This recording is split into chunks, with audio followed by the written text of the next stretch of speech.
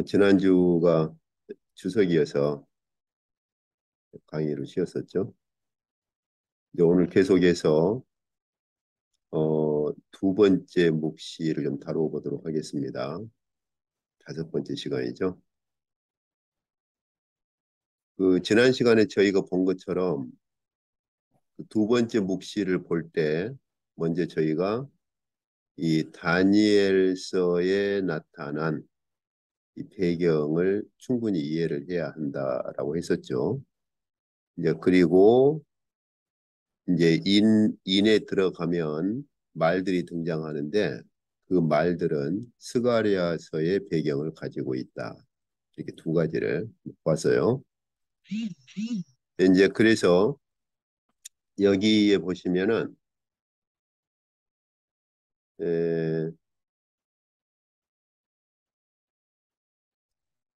지난 시간에 제가 본 것처럼 그 선취적인 1차 예언이 있고 종말에 성취될 2차 예언 이것이 어디에서 온 거냐?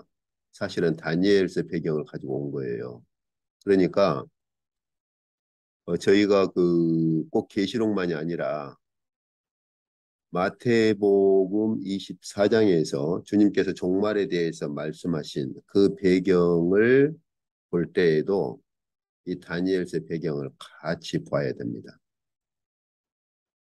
예, 그래서 제가 그 신학생 때 제 선배님이 말했던 그 비유를 제가 인용을 했었죠. 구약 시대에서 볼 때는 1차적으로 미리 성취될 1차 예언과 종말에 성취될 2차 예언이 구약 시대의 선지자들이나 구약 시대에서 볼 때는 한꺼번에 겹쳐 보인단 말이에요. 이제 그러다 보니까 다니엘 같은 경우는 굉장한 혼란을 겪었죠. 그런데 이제 주님께서 말씀하신 그 종말에 대한 묵시라든지 다니엘서에 대한 예언들 이런 것들을 보면 오늘날 우리는 구분을 어느 정도는 할 수 있죠. 그렇다고 완벽하게 칼로 두부를 자르는 것처럼 이것은 선취된 1차 예언이다. 이것은 종말에 예언될 2차 예언이다. 모든 것들을 명확하게 이렇게 이렇게 분리할 수 있느냐? 그렇진 않아요. 그러나 상당히 많은 부분은 구분이 가능하죠.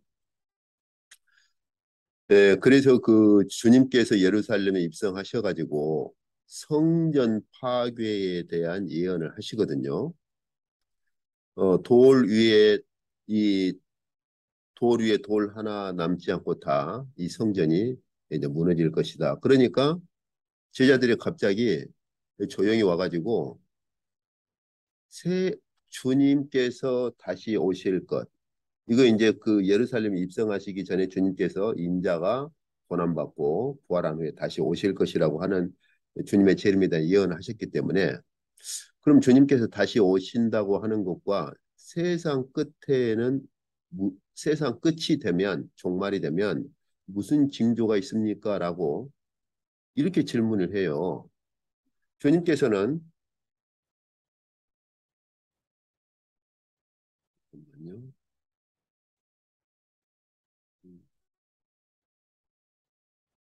자, 주님께서는 성전이 무너질 것이다라고 했는데 제자들의 질문은 그러면 세상 끝에는 무슨 징조가 있습니까? 이런 질문을 한단 말이죠. 이제 무엇 때문에 그러냐면 성전 파괴에 대한 예언이 두 번 나와요. 두 번. 이제 구약 시대 586년 예루살렘 성전이 완전히 파괴될 것이라고 하는 예레미야 예언이 있죠. 그리고 나서 다시 세워진 제2성전. 뭐 어떤 분은 바벨론 포로 이후에 다시 또 스가랴 당시 성전을 세웠으니까 이걸 뭐 제3성전이라고 봐야 되지 않느냐 뭐 그런 말을 하는데 바벨론 포로 때 해방되어서 스가랴 때 세운 것은 성전 규모가 아니에요. 그래서 그걸 제2성전으로 이렇게 부르지 않습니다. 그래서 그 헤롯 당시 때 세워진 제2성전, 그 제2성전 그러니까 바벨론 포로로 끌려갈 때 그때 예레미야 선지자가 예언했던 성전 파괴, 그 이후에 제2성전 파괴는 종말에 그러니까 제2성전이 파괴되면 종말이 오는 것으로, 그래서 제2성전 파괴는 종말에 일어날 것으로 그 당시 다들 믿고 있었어요. 그 당시 문서를 보면. 그렇기 때문에 주님께서 어, 이 성전이 돌 위에 돌 하나 남지 않고 무너질 것이다라고 했을 때 제자들의 질문은 그러면 세상 끝에는 무슨 징조가 있습니까? 라고 물은 거예요. 그래서 제2성전 파괴는 종말에 일어날 것으로 그렇게 예, 보고 있었거든요. 그때 주님께서 그 제자들에게 제자들이 예, 세상 끝 주님께서 재림하심과 그리고 세상 끝에는 무슨 징조가 있습니까? 라고 물었을 때 주께서 이제 계속 이어서 말씀하신 게 마태복음 24장 6절부터 쭉 하신 말씀이죠. 그래서 몇 가지 말씀하시는 게 첫 번째는 거짓 선지자가 일어날 것이다. 예, 그리고 이제 그 성전 파괴는 이미 말씀하셨고 다니엘 선지자에게 하나님께서 말씀하신 그 멸망에 가증한 것이 일어날 것이다 하는 거였죠. 여기서 실제로 그 당시에 그 거짓 선지자의 등장을 말씀하신 게, 꼭 종말에만이 아니라 이미 그 당시에도 저희가 사도행전 5장 36절, 37절을 보면은 가말리엘이 한 말이 있죠. 이전에 그 드다나 갈릴리 유다가 어, 자기가 마치 선지자인 것처럼 선동을 해가지고 사람들을 이렇게 선동을 해서 로마에 대항을 하다가 결국은 다 잡혀 죽고 흩어졌거든요. 그리고 이제 그 사도행전 21장 38절을 보면은 바울이 이제 그리스어를 구사하니까 그때 이제 그 했던 말 있죠. 너 그 그리스어 구사할 줄 알아? 그러면 너 혹시 그 전에 그 4천 명을 선동했던 그 그리스어를 구사했던 이런 그 유대 애굽인이 그 이제 바로 너냐? 그런 질문을 하죠. 총독이. 그건 무엇을 할 수 있냐면 역시 바울 당시 때에도 그 유대인들을 자기가 선지자라고 해가지고 선동을 해서 유대 독립운동을 시도한다든지 이렇게 어 이렇게 어 유대인들을 이렇게 선동을 해서 일으키는 그러한 일들이 있었거든요. 그런데 이제 실제로 그 이후에도 마찬가지로 그런 운동들은 계속 있어 왔습니다. 그러니까 주님께서 하신 말씀이 그거예요. 에, 너희들을 그전부터 늘 너희들을 자기가 선지자라고 이렇게 말하면서 선동해온 자들이 있었는데 종말이 되면은 역시 그러한 자들이 있을 것이라는 거죠. 실제로 그 주후 70년에 로마의 이제 디도 장군에게 예루살렘이 완전히 회파되어 버리죠. 성전 정말 그 주님 말씀 그대로 그 정말 그 돌 위에 돌 하나 남지 않을 정도로 완전히 회파가 되어 버려요. 그때도 사실 그 거짓 선지자가 선동하는 그런 것들도 있었어요, 같이. 그래서 한마디로 그 선동해서 유대 이스라엘을 독립시키려고 하는 그런 운동들이 있었죠. 그 당시 때에도. 이제 결국은 주후 70년에 완전히 예루살렘 성전까지 돌 위에 돌 하나 남지 않고 회파되어 버리죠. 그래서 이제 그러한 현상들이 있을 것을 말씀하신 거예요. 이제 그리고 나서 이제 두드러지게 말씀하신 것이 이제 다니엘에게 하나님께서 말씀하신 멸망에 가증한 것이 그렇게 설 것이다. 그런데 여기서 저희가 좀 신경을 써야 될 게 멸망에 가증한 것이 설 것이다라고 할 때 마하태는 이 멸망에 가증한 것이 설 것이다라고 할 때 이 중성을 가지고 쓰고 있어요. 그러니까 멸망에 가증한 것을 중성으로 말을 하고 있어요. 그런데 마가는 남성으로 쓰고 있어요. 예, 뭐 꼭 그리스어만이 아니라 오늘날 뭐 스페인어도 그렇잖아요. 성이 있잖아요. 그런데 이제 그 멸망에 가증한 것이 선다라고 하는 다니엘에게 예언하신 것이 일차적으로는 그 안티오쿠스 에피파네스라고 하는 예, 그 왕에게서 이루어지죠. 이제 그리고 유대인들은 주후 그 40년에 이제 뭐 이제 칼리큘라라고도 부르기도 하고요. 굉장히 그 정신 이상이 있는 로마의 황제죠. 결국은 이제 암살당하잖아요. 칼리큘라가 자신의 그 동상을 성전에다가 세우려고 시도할 때에도 문서를 보면은 그 당시 유대인들이 떠올린 것 중에 하나가 뭐냐? 그것을 멸망에 가증한 것으로 그렇게 떠올립니다. 자, 그러면 한번 조금 더 이 안티오코스 에피파네스 사건을 간략하게 조금 더 좀 보시죠. 어, 전에 제가 그 말씀드렸는데 그 호주에 있을 때 제가 유대인 회당에 그때 금요일 저녁하고 토요일 아침에는 그때 참석을 했었다고 했잖아요. 크리스마스 우리가 말하는 일명 크리스마스 때 우리는 그때 메리 크리스마스 그러잖아요.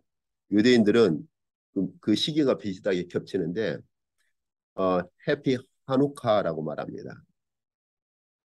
이제 메리 크리스마스 그렇게 안 해요. 해피 하누카 이렇게 이제 이게 강하게 발음돼서 이제 카누카 이런 식으로 발음되는데 해피 카누카. 이제 왜 그 이 카누카라는 걸 그네들은 중요한 그 명절 중에 하나로 그렇게 이제 지내냐면요. 이게 그 밑에 제가 적었지만 요한복음에 보면 수전절이라고 나오거든요. 이게 사실은 이 카누카 이게 요한복음에 나오는 수전절이에요. 예, 카누카 이게. 그러면은 유대인들이 왜 이 주님 당시 때에도 이 카누카라고 하는 우리 요한복음의 수전절로 번역이 되어 있는데 수전절을 그렇게 지켰는가? 이제 그게 그 역사적인 배경이 있어요. 여기 보면은 그 이제 그 당시 이제 주전 BC 2세기경에 그 그리스 지배를 받고 있었죠. 그때 통치했던 왕이 안티오쿠스 4세입니다. 근데 이제 자기가 이름을 어 이렇게 별칭을 붙인 게 뭐냐면 에피파네스라고 붙였어요. 이 에피파네스라고 하는 것은 그리스어로 신현을 말합니다. 그러니까 한마디로 자기는 신과 같아서 자기 자신이 신현이다라는 의미로 안티오쿠스 4세인데 자기가 에피파네스라고 이름을 붙였어요. 그렇게. 그리고 이제 그렇게 부르도록 했죠. 근데 이 안티오쿠스 4세 이 에피파네스가 강력하게 시도했던 게 뭐냐면은 자기가 정복한 모든 국가들이 그리스 정교를 그러니까 그리스 신을 믿도록 해가지고 제우스 신을 섬기도록 했어요. 그래가지고 자기가 정복한 국가들의 곳곳에다가 제우스 신전을 그렇게 세우기도 했었죠. 그런데 이제 그때 그 당시에 이 에피파네스 아래에 있을 때 그저 유대인들의 두 그룹이 있었어요. 한 그룹은 이 에피파네스를 추종하는 그룹. 일명 오늘날 용어로 말하자면 좀 개혁파죠. 그리스 문화를 좀 받아들이자 이렇게. 한 그룹은 에피파네스 그룹을 반대하는 그룹. 그래서 우리가 그리스 문화를 받아들이면 안 된다라고 하는 보수적인 그룹. 그래서 이런 그 개혁적인 그룹하고 보수적인 그룹 두 그룹이 있었죠. 근데 이 에피파네스가 원래는 그 이야손을 대제사장으로 임명을 해가지고 세웠어요. 그런데 뒤에 이야손을 물러나게 하고 다른 사람을 세웁니다. 그러니까 이제 이야손이 반란을 일으켜요. 자기를 따르는 유대인들을 모아가지고 이제 반란을 일으킵니다. 그러니까 안티오쿠스가 원래 그 이집트를 정복하러 갔다가 로마가 너 하지 마. 그러니까는 할 수 없이 예, 이렇게 이제 퇴각을 하거든요. 그래가지고 아주 화가 나 있는데 아이 또 이하손이 자기가 전에 임명했다가 물러나게 했던 이하손이 반란을 일으켰다는 소식을 들으니까 안 그래도 지금 이집트를 정복하러 갔다가 로마가 반대해서 물러나가지고 창피도 당하고 아주 화가 나 있는 상황인데 이 소식을 듣고서는 엄청나게 더 어, 이제 분노를 하죠. 그래가지고 퇴각하는 길에 예루살렘으로 들어가서 완전히 대학살을 그렇게 자행을 합니다. 이 유대인들의 책 마카베우스 이제 천주교에서는 이걸 외경이라고 그러죠. 그 마카베우스 유대인들이 기록한 그 마카베우스 문서를 보면은 사흘 만에 8만 명을 죽여버리고 하여튼 뭐 남녀노소를 물어나고 완전히 다 학살을 해버립니다. 그리고는 할례를 시킨 아이가 있으면 그 엄마를 찾아가지고 성벽에서 그냥 이렇게 밀어가지고 죽여버려요.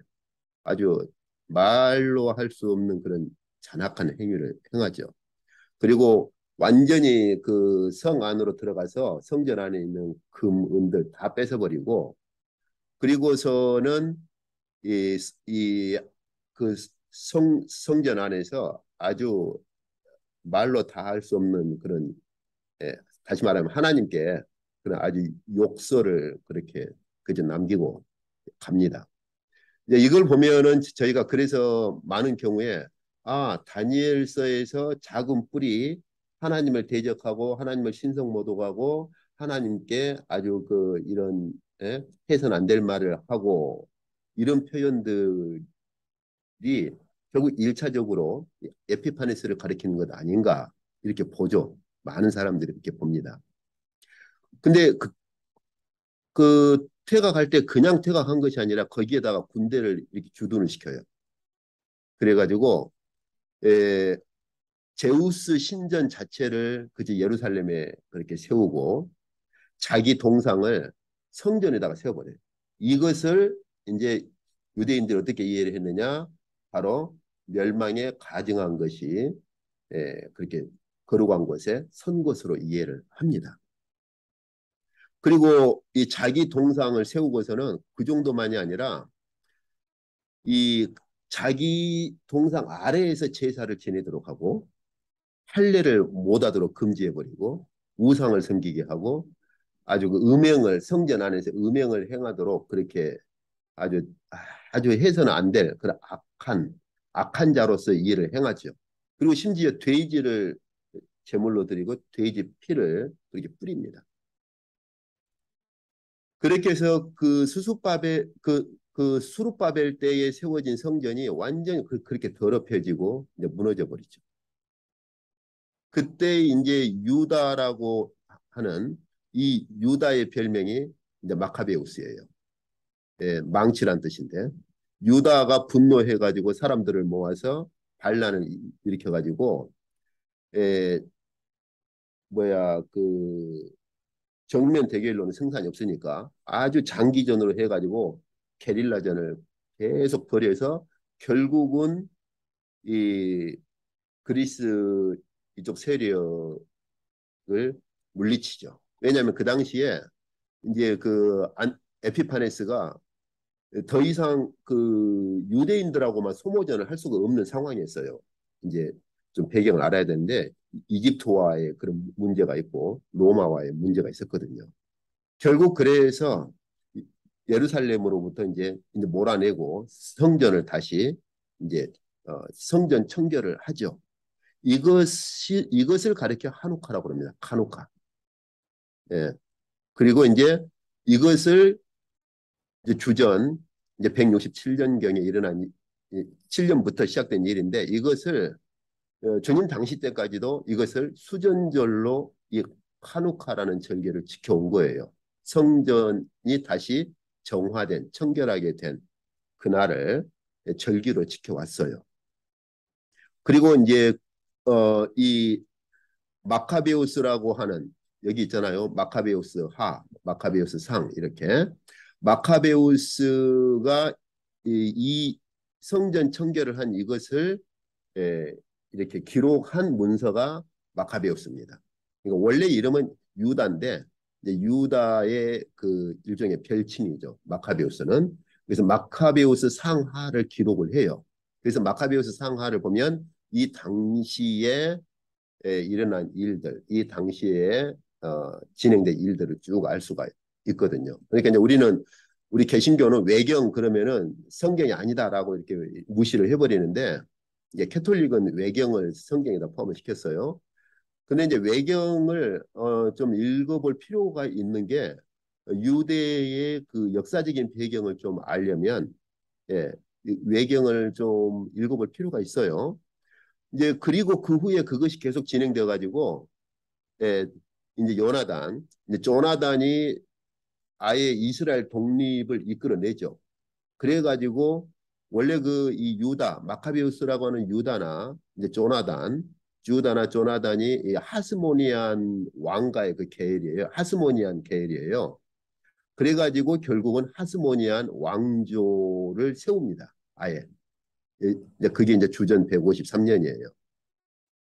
근데 이제 결국은 주전 63년에 폼페이우스 장군에게 이제 완전히 다시 이제 그리스가 아닌 안티오쿠스 에피파네스가 아닌 로마 장군 폼페이우스에게 이제 점령당해가지고 로마가 분봉왕으로 세운 게 누구냐? 헤롯이에요.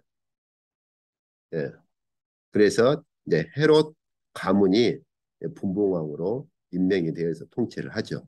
이게 이제 간략한 아주 간략한 역사입니다. 그래서 그 당시에 이 안티오쿠스 에피파네스가 자행했던 이것을 다들 왜냐하면 거의 같았거든요. 그렇게 성전을 더럽힐 뿐만 아니라 그 성소에서 하나님을 대항하고 아주 아주 욕설을 하고 그래서 일차적으로 이 에피파네스에게서 에피 여기 보시면 예, 에피파네스에게서 이 멸망에 가증한 것이 설 것이다라고 하는 다니엘에게 주신 예언이 일차적으로 성취된 것으로 보는 거죠. 그렇지만 이제 그런 시도는 계속 있어 왔었죠. 그 후로도. 이제 그래서 그 주님께서 이러한 일이 일어나는 것은 이것은 시작이다. 끝이 아니다. 그러면은 이것이 세상 끝에 대한 징조의 시작이라는 거예요. 그러면은 언제 끝나느냐?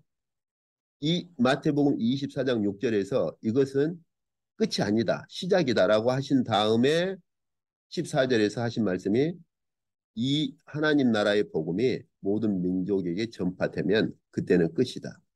그러니까 방금 저희가 보신 것처럼 선취적인 1차 예언에서 하나님께서 다니엘에게 말씀하신 것을 이루시거든요. 그렇지만 그것은 종말에 궁극될 예언이 아니에요. 선취적인 거예요.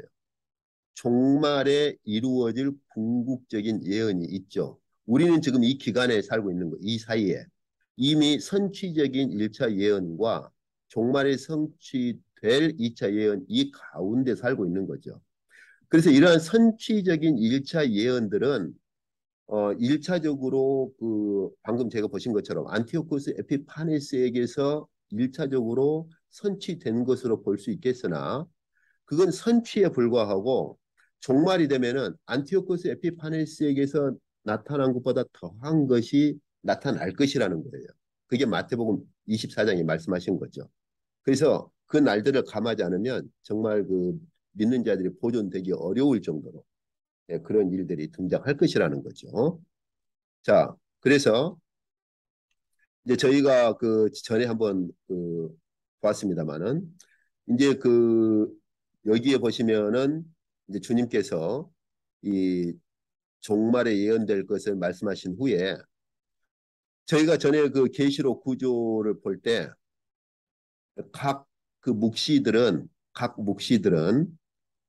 항상 예고가 먼저 있고 그 묵시의 성격이나 특성을 먼저 예고를 하고 그 다음에 묵시가 그 예고에 대한 이제 우리 보통 뭐 영화 뭐 예고편 뭐 혹은 뭐 그렇게 표현하듯이 예고가 있고 나서 묵시가 진행된다라고 했잖아요.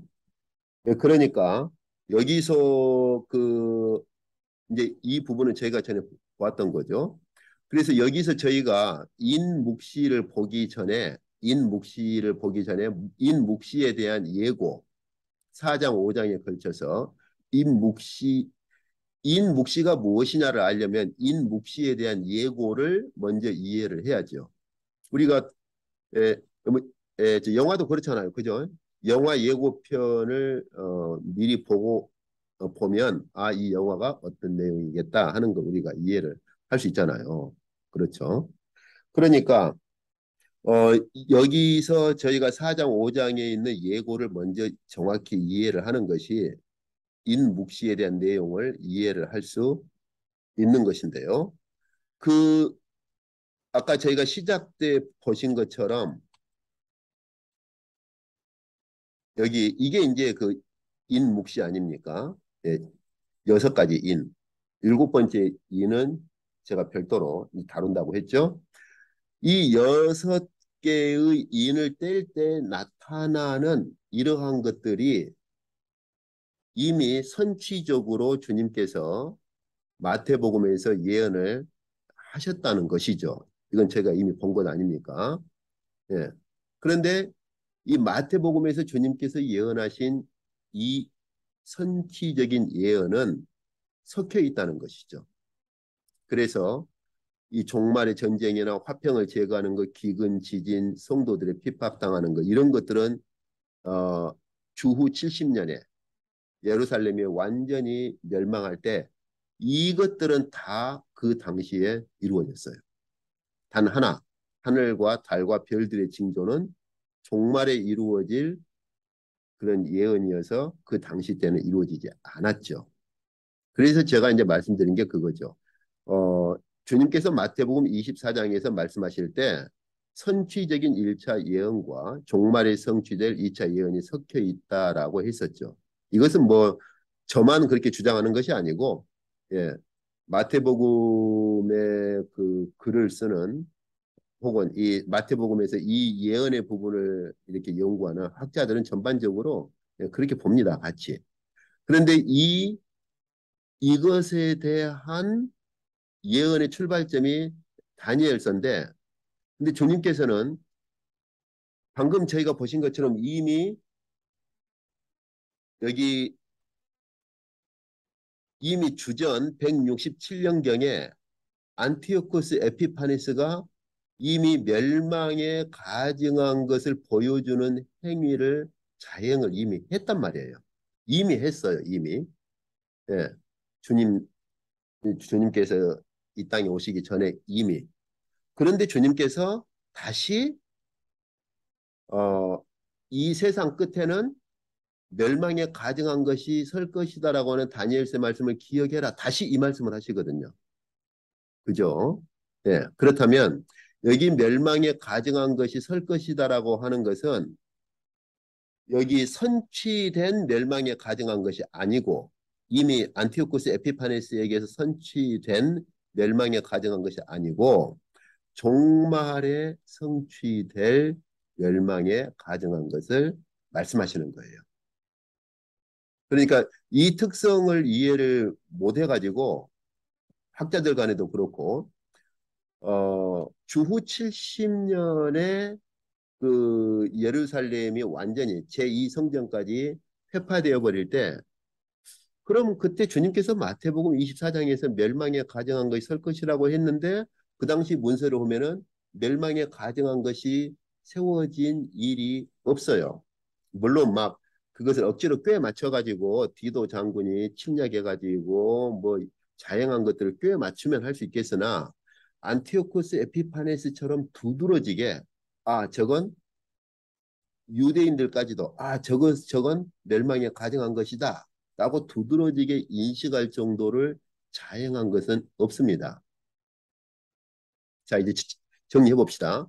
하나님께서 다니엘 선지자에게 마지막 종말에 임할 몇 가지를 말씀하시는데 그 중에 두드러진 게 멸망에 가증한 것이 설 것이다라고 하는 것이었어요.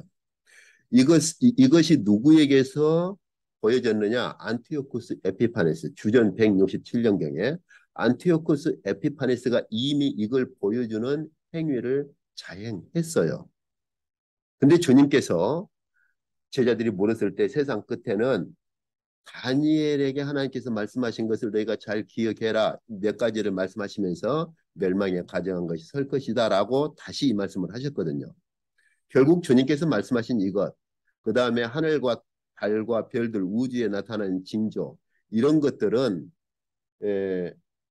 바로 이 주님께서 말씀하신 멸망에 가정한 것과 하늘과 달과 별들의 징조는 이것은 종말에 성취될 예언 때 나타날 그런 징조들이었던 것이죠. 그런데 안티오코스 에피파네스가 그걸 미리 보여준 거예요. 자, 그러면 이제 저희가 보신 것처럼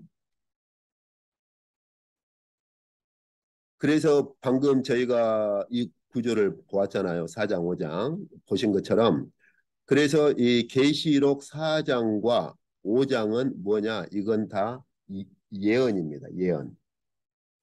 이건 두 번째 묵시에 대한 예고예요. 예고.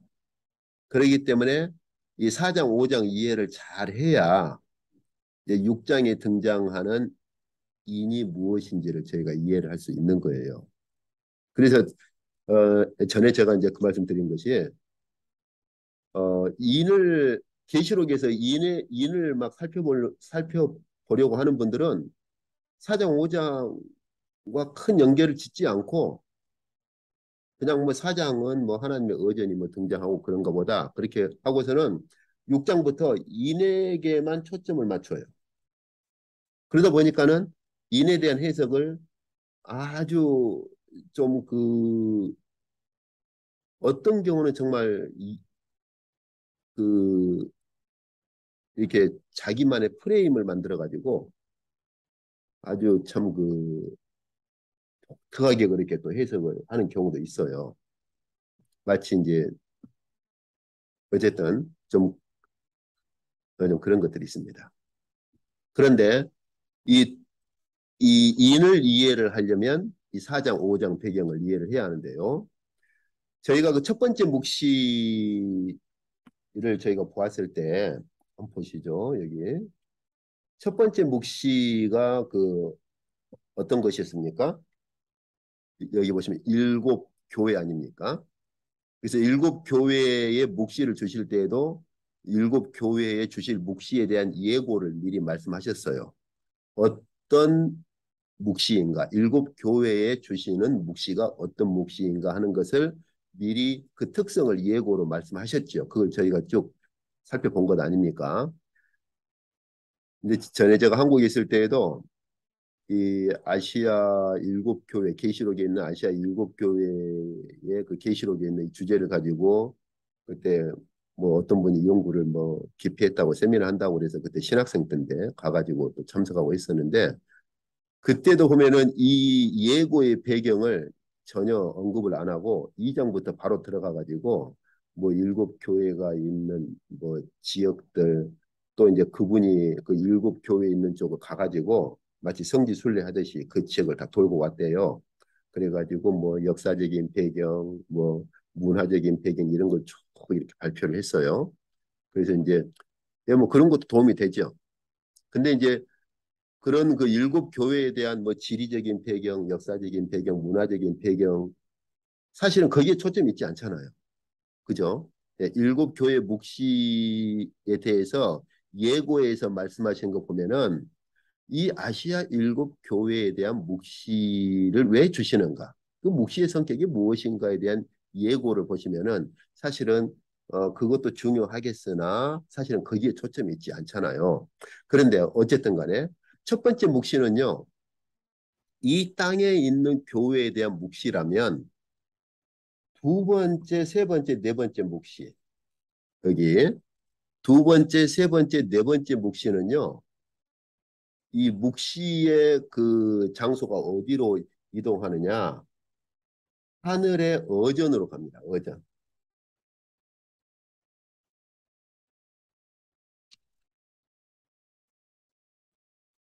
하나님의 의전으로 미안합니다. 하나님의 의전으로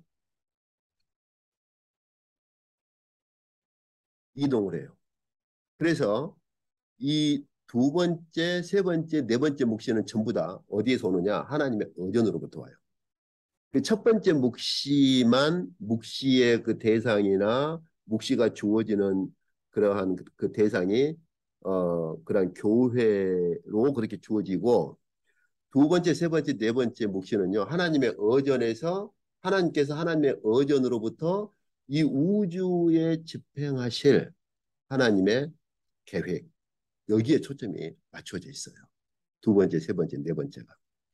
사실은 이것을 교회에 이제 말씀을 하시려고 하는 것이죠.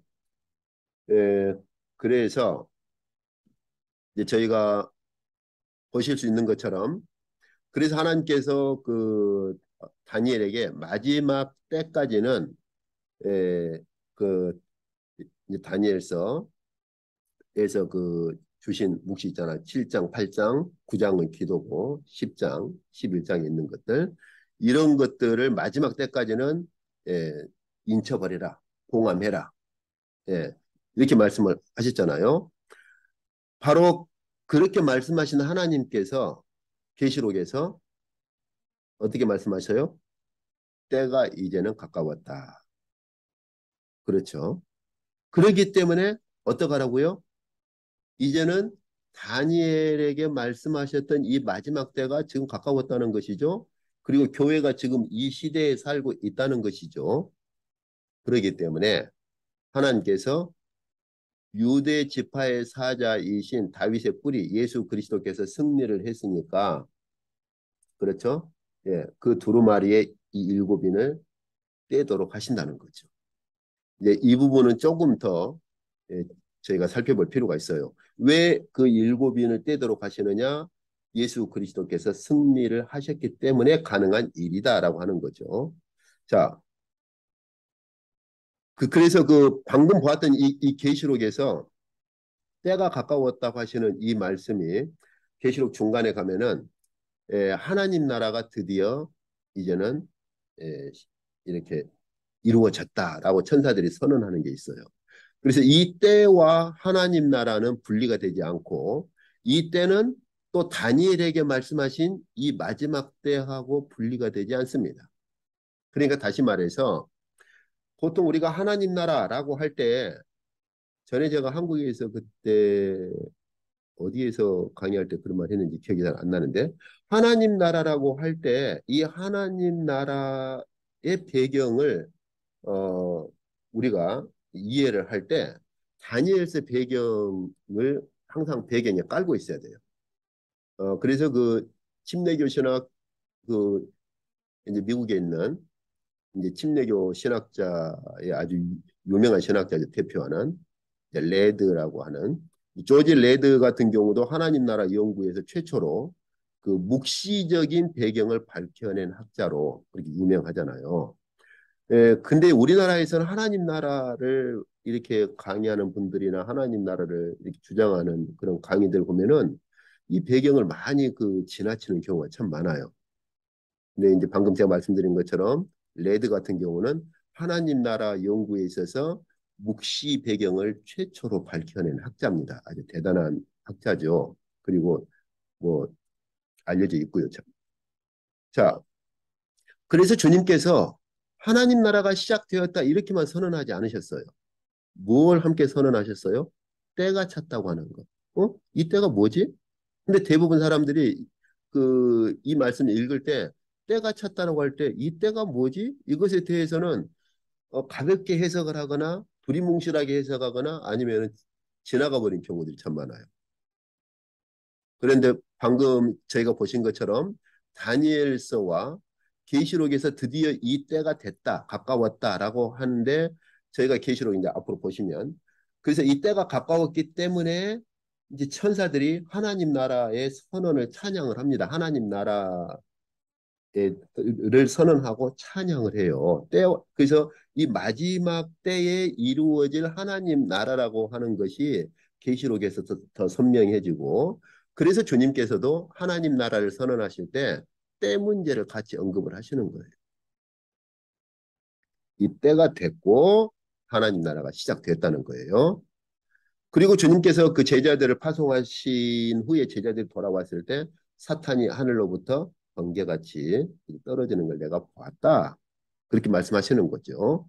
그래서 예수께서 사탄의 시험을 물리치심으로부터 사탄이 물러가기 시작했고, 그리고 주님께서 이제 제자들을 파송하실 때 사탄이 하늘로부터 번개같이 이렇게 떨어지는 것도 보셨고, 그리고 이 바울은 골로새 교회에 이렇게 선언하는 거죠. 이 십자가 사건, 여기 보면 십자가 사건을 언급을 하는데 이 십자가가 결국은 어떤 역할을 했느냐? 여기 통치자들, 권세들, 이건 지금 하늘에 있는 어떤 세력들을 말하거든요. 악한 자들. 그래서 하늘의 그 세력을 잡고 있는 통치자들이나 권세자들, 파워를 가진 자들을 이게 무력화했다 이렇게 번역을 했는데 이건 좀 아쉬운 번역이에요. 무장해제라는 뜻입니다. 이 군사 용어예요. 군사 용어. 그러니까 예수 그리스도의 십자가가 어, 어떤 것이냐?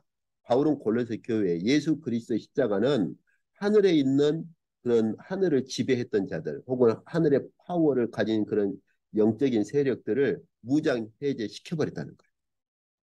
완전히. 그리고 구경거리 삼았다. 예, 이 부분은 번역을 참 잘했어요. 구경거리 삼았다고 하는 게 뭐냐면 그 당시 로마의 그 이제 군대 배경을 가지고 있어요. 우리가 그 영화 같은 거 보면 어떻습니까? 로마가 한 나라 정복하면 그들을 포로로 끌고 와가지고 이렇게 묶죠.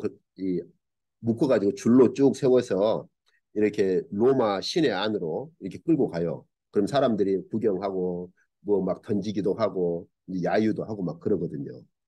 그러니까 바울은 그 로마의 그 당시에 그 군대 용어를 가져와 가지고 예수 그리스도의 십자가가 사탄이 승리한 것처럼 보이지만 사실은 그렇지가 않고 오히려 예수 그리스도의 십자가는 하늘의 권세 잡은 자들을 무장해제 시켜버리고 이제 바울은 이것에 대한 더 궁극적인 것을 고린도서에서는 사망을 완전히 없애버린 것으로 더 이상 사망이 그 무기로서 효능을 제가 고린도서 보면은 사망은 너의 쏘는 것이 어디 있느냐 그렇게 번역돼 있잖아요. 그러니까 그 전에는 죽음이 사탄이 죽음이라고 하는 것을 마치 그 무기로 삼아서 활로 쏘는 것처럼 그렇게 무기로 삼았는데 그리스도의 부활하신 이후로부터는 더 이상 그 사망의 무기가 무력화돼 버린 거예요. 그리고 그럼 그 하늘의 통치자들, 하늘의 권세를 가진 자들을 완전히 무장해제 시켜버리고서는 마치 로마 군대가 포로들을 구경거리 삼은 것처럼 주님께서 십자가에서 그렇게 해버렸다는 것이죠. 그래서 이러한 승리의 시작이 어디냐? 주님께서 오셔가지고 시험에서 사탄의 시험을 물리치심으로 사탄이 물러감으로 이미 승리가 시작된 거지요. 그리고 승리가 진행된 거예요.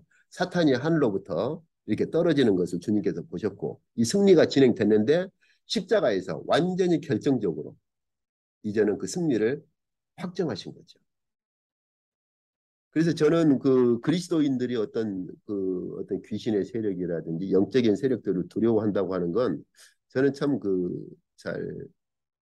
에, 글쎄요, 이제 표현을 조심히 해야겠지만 이해가 잘 안 돼요, 저는. 정말 그리스도의 십자가가 내 안에 있다면 이제는 더 이상 그런 악한 자들의 세력은 끝나버린 거예요. 우리가 어떤 영적인 세력들에 대해서 두려워하거나 그럴 필요가 없는 것이죠. 저도 사실은 성격이 굉장히 소심해가지고 제가 이게 어 제가 이제 본격적인 제 안에서 성령께서 일으키시는 신앙 고백을 했을 때가 고등학생 때거든요. 근데 이제 교회는 어릴 때부터 나갔어요. 왜냐하면 가면은 뭐 이것도 주고 저것도 주고 친구도 있고 하니까. 근데 제가 참 그 중학생 때까지만 해도 제가 성격이 굉장히 소심하고 굉장히 좀 겁이 많고 그러면서 또 공포 영화는 굉장히 좀 좋아했었어요. 그래서 뭐 공포 영화 빼놓지 않고 뭐 거의 다 봤죠. 근데 보고 온 날은 저녁에 이제 잠도 잘 못 자고 화장실도 못 가는 거죠. 근데 제가 어, 성령께서 제 안에서 일으키시는 신앙 고백을 하고 그리고 성경에서 어, 이런 주님의 십자가의 승리를 알게 된 후로부터서는 그 공포가 완전히 없어져 버렸어요. 더 이상 그런 존재들에 대한 공포가 없어요. 예, 그래서 주님의 그 이때 하나님 나라의 때가 하나님께서 다니엘에게 마지막 때가 되면은 이제 지금 보면 그렇게 이제 볼 수 있는 거죠. 마지막 때가 되면 하나님께서 예수 그리스도를 보내셔서 그 마지막 때를 시작하려고 하신 것이죠. 예, 그리고 이제 그때가 이제 그 종말에 이제 그 주님께서 가져오신 그 종말의 때가 마지막 종말에 이제 이르러 가고 있고요. 그걸 주님께서 선언을 하신 거죠. 예. 그래서 여기서 때가 찼다라고 하는 것은 종말의 때가 이미 시작됐다는 것이고 여기서 때가 가까워 오고 있다고 하는 것은 주님께서 선언하신 그 종말의 때가 이제 완성될 그 때가 가까워 오고 있다는 것이죠. 그래서 저희가 하나님 나라 말할 때 이미와 아직이라는 표현을 쓰는 것처럼 때도 같은 성격을 가지고 있어요. 그 때도 다니엘에게 말씀하신 이 때가 이미 시작됐지만 그러나 완성은 아니고 주님 재림하실 때 그때가 완성되는 거죠. 그렇기 때문에 이제 그 일곱 인을 떼기 시작하시는 거예요. 왜냐하면 그 종말에 완성될 그때가 이제 가까워 오고 있으니까. 그렇죠? 그래서 이제 저희가 오늘 저녁에 이제 보신 것처럼 좀 잘 이해를 하셔야 될 것이 에, 두 번째 그 묵시, 인 묵시를 보실 때 가장 먼저는 다니엘서 지금까지 저희가 몇 번에 걸쳐서 보았지만 그 다니엘서에 대한 배경을 충분히 가지고 있어야 됩니다. 그래서 드디어 하나님께서 다니엘에게 말씀하신 바로 다니엘에게는 이제 다니엘아 네가 그 하나님께서 보여주신 묵시 7장, 8장, 10장, 11장에서 보여주신 이 묵시들은 마지막 때까지는 네가 간수를 해라. 인쳐버려라. 하신 거죠. 왜요?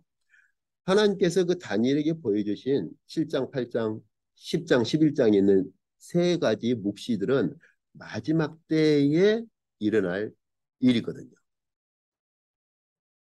에, 그것을 이제 하나님께서 사도 요한에게 묵시로 보여주시면서 다니엘에게 말씀하신 이 마지막 때, 이 종말에 그러니까 이미 시작된 마지막 때가 아니라 종말에 완성될 그 마지막 때가 이제 가까웠다는 것이죠. 그러면은 종말에 완성될 마지막 때가 가까웠으면은 뭘 해야겠어요? 다니엘에게 봉함하라고 했던 이 두루마리의 인을 떼서 펼치셔야겠지요. 예, 그 말입니다, 바로. 예, 그래서 이제 예, 그때가 이제 어, 임박했기 때문에 일곱인을 이제 떼실 것이다. 누가 떼느냐? 유대 지파의 사자 다윗의 뿌리이신 예수 그리스도께서. 근데 왜 일곱인을 뗄 수 있느냐? 승리했으니까. 승리했으니까. 그럼 승리했다고 하는 게 도대체 무엇인가? 예, 바로 이것이죠. 주님께서 오셔서 사탄의 시험을 물리치심으로 승리가 시작된 거예요. 그래서 주님께서 이 선언을 하시기 전에 시험을 먼저 받으시죠. 그렇잖아요. 시험을 먼저 받으시고 사탄의 시험을 물리치시고 나서 이 선언이 주님 사역의 첫 선언이죠. 예. 이 선언이 주님 사역의 첫 선언입니다. 그래서 에, 승리를 시작하신 거예요. 승리를 그러니까 사탄이 물러감으로써 주께서 이제 그때가 찼다라고 선언하기 시작하신 거예요. 다니엘에게 하나님께서 말씀하신 그 종말의 때가 찼다라는 것이죠. 그렇죠? 예. 그리고 다니엘에게 선언하신 그 종말의 때가 찼기 때문에 하나님 나라가 시작된 것이다라는 것이죠. 그래서 제자들을 파송하신 거고요.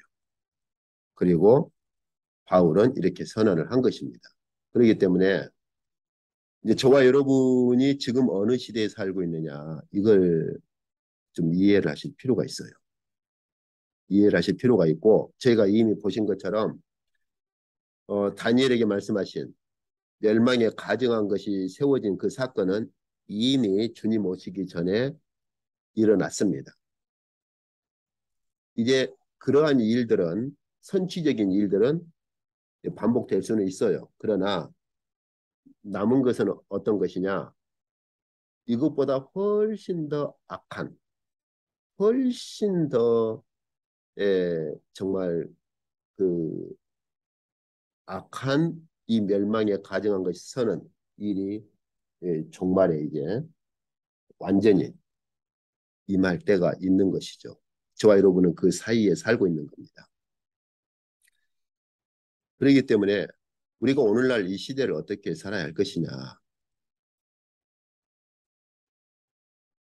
이 시대를 어떻게 이해를 할 것이며 어떻게 살아야 할 것인가에 대한 생각들을 많이 해야 됩니다.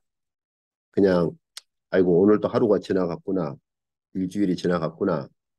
그렇게 사시면 안 돼요.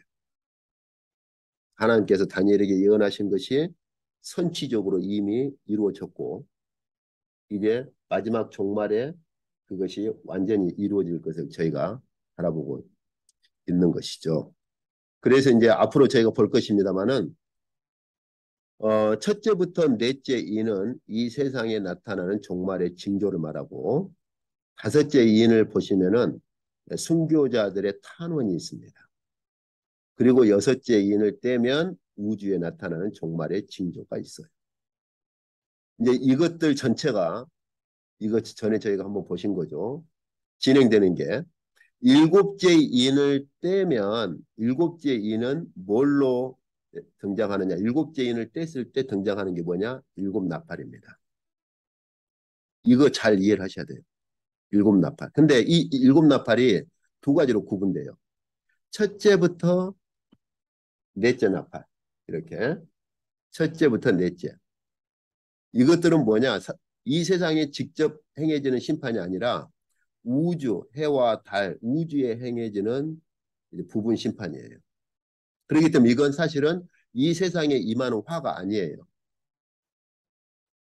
그러면 화가 진정한, 그러니까 진노의 큰 날이 이르렀다라고 이렇게 선언하시고 나서 떼는 게 뭐냐? 일곱 번째 인입니다. 그러니까 일곱 번째 인을 뗄 때에야 비로소 진노의 큰 날이 시작돼요. 일곱 번째 인을 뗄 때 비로소. 근데 그 진노의 큰 날도 이 첫째부터 네 번째 나팔은 사실은 본격적인 화가 아니고 뭐가 본격적인 하나님의 그 진노의 심판이냐? 바로 다섯째 나팔, 여섯째 나팔, 일곱째 나팔이에요. 그래서 화가 있을 것이다라고 선언을 하시는데 다섯째 나팔을 불 때 첫째 화는 지나갔다. 여섯째 나팔을 불 때 둘째 화가 지나갔다. 일곱째 나팔을 불 때 셋째 화가 임할 것이다라고 그래요. 이렇게. 그래서 다섯 번째부터 여섯 번째 나팔은 화가 첫째 화, 둘째 화고 마지막 일곱째 나팔이 세 번째 화인데 어, 전에 제가 말씀드린 것처럼 일곱째 나팔을 불었을 때 일곱 대접 심판 자체가 등장합니다. 그러니까 셋째 화는 뭐냐? 일곱 대접 심판 전체가 셋째 화예요. 그래서 이 일곱 대접 심판은 일곱 대접 심판 자체가 전체가 다 나팔은 첫째부터 넷째 나팔은 세상에 이렇게 어, 세상이 아니라 우주에 행해졌는데 일곱 대접은요. 일곱 대접 전체가 세상에 행해집니다. 그래서 이게 세 번째 화예요. 그래가지고 이 일곱 대접 마지막이 뭐냐? 하나님의 진노가 이제는 이것으로 끝날 것이다. 이 일곱 대접 마지막 때 이렇게 선언을 하셔요. 그래서 이 일곱 대접 마지막 때 뭐가 이루어지느냐? 바벨론 멸망이 이루어집니다. 이게 계시록 두 번째 세 번째 묵시 전체의 구조입니다. 그리고 나면 마지막 네 번째 묵시에서 새하늘과 새 땅 묵시예요. 그러니까 아시아 일곱 교회에 주시는 말씀, 그 다음에 두 번째, 세 번째 묵시가 바로 이거 전체이고 마지막 묵시가 새하늘과 새 땅. 이게 요한계시록 전체 구조예요. 그럼 뭐 요한계시록이 특별한 게 없잖아요. 우리가 지금까지 믿어오고 신앙 고백했던 것들 아닙니까? 근데 그냥 요한계시록을 아주 막 신비하고 뭐 굉장히 두려움의 어떤 책, 뭐 공포의 책 이렇게 표현하는 분도 있고 그러는데 그런 건 아니에요. 예, 이제 다음 주에 두 번째 묵시에서 이제 구체적으로 이제 인에 대해서 살펴보면서 여기 이제 나팔 쪽으로 이렇게 건너가 보도록 그렇게 하겠습니다. 예, 오늘 이쪽까지 하도록 하겠습니다.